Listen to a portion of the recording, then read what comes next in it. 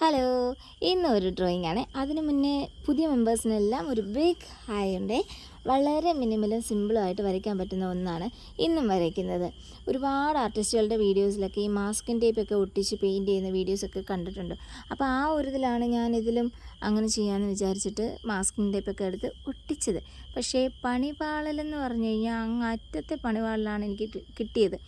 നമുക്ക് വേണ്ടുന്ന മെറ്റീരിയൽസ് അല്ലെങ്കിൽ കളേഴ്സൊക്കെ വളരെ മിനിമലായിട്ടുള്ള മതിയായിരുന്നു.